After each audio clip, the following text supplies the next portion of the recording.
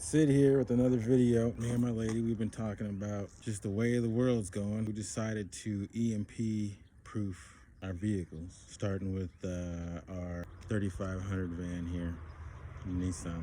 I ain't the tallest man, goddamn it, I don't want to be. So I got me this here trusty Home Depot bucket.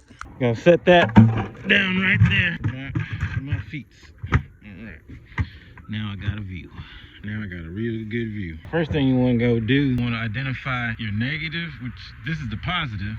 So I've identified that this is not the negative. And you want to identify that this is the negative. The red with the plus sign typically, generally speaking, is the positive, okay? You also want to identify a good space to mount your EMP shield. Probably here, because I got plenty of access right about here. I think that's the go. Let's get this bad boy ready. Might be a good idea to disconnect these two, so I'm gonna start off with that. Just go ahead and disconnect the power. Seeing how this here is a Japanese car, we're gonna use a number 10. That's the most common. And now if you have an American vehicle, which I do, I have a couple of those, you're gonna want probably a 7/16, a 3/8, some type of fraction. Get that job done. I'm going to pull this negative off, so now we're a little safer, y'all. Go on to the positive here.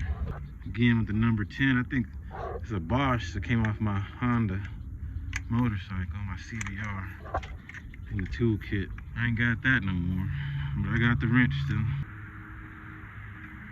Let these unravel a little bit here. Oh, that's gonna be a good area right here for this sucker. Let's start with the negative. I usually like to start with the negative so that we can end on a positive. So we just had an apparent solar flare yesterday. Supposedly knocked out AT&T tower, and if you ain't got no cell service, a lot of people have left without cell service. I ain't got AT&T, I got Cricket. My lady, she has you know what, this ain't gonna work right here. It's siree, something like that. She got Sprint or somebody, so she was fine. But long story short is we're trying to prepare for the fucking worst, absolute worst. We are prepared in many ways, and now we are more prepared. A socket wrench probably better. Try to keep these wires neat. That is on there, solid as a rock. Ashford and Simpson, baby. Solid. Solid as a rock. Here, I'm gonna go ahead and loosen up this here screw ground to the truck, to the chassis. Notice that I mounted this so that the high plastic part is on this side, not on the other side. Keep it more flush to the frame. Make sure that it fits. You want the best flow of the wires. You don't want stuff sticking out, stuff protruding. You want the hood to close okay. At the end of this, you want the hood to close okay. Some of you city slickers, this might intimidate you, and good luck out there. If this intimidates you, good luck.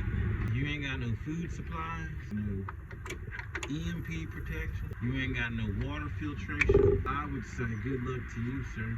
So what I may do is get out my trusty knife and go ahead and just cut. You know what, I ain't gonna do shit. I ain't gonna do a goddamn thing but tighten this sucker up. This cap closes just enough to get the job done, and it ain't that serious. I done seen batteries without covers.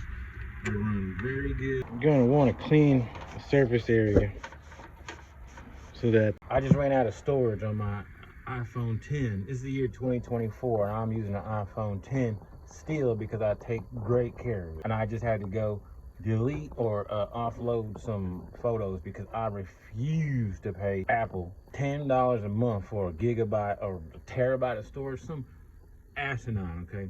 So I had to go and come back. But what I was just about to tell you, you're gonna have to scrub and wash this side. I'm not gonna do it again because I don't want to wet it up. You're gonna have to scrub this side and get it nice and clean, because as you can see on the back side of this is a sticker, okay? And you want this sticker to adhere real good the first time. Once that sticker sticks to some dust, that's it for that sticker. You don't want no dust on that sticker, okay? And now it is a Velcro, and you can Velcro it and detach it, and you can also screw it in at these points here. But I don't think I'm gonna do that right now. I think I'm just gonna Velcro it and forget it. If now this sucker bounces off and rattles down, You know what?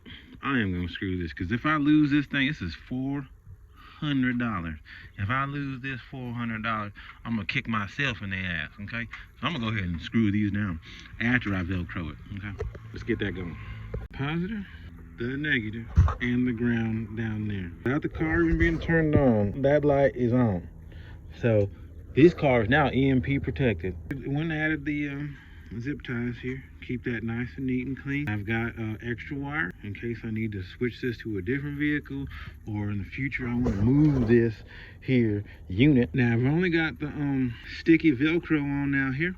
I found myself 2 self-tapping screws, and I'm going to just place one here and probably one here, because that is all the accessibility that I have in this here location, and I am not trying to make this difficult on myself in the future.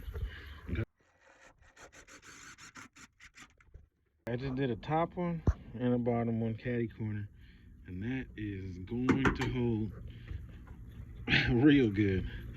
And that is complete. That there is mission complete, folks. This bad boy right here is EMP protected.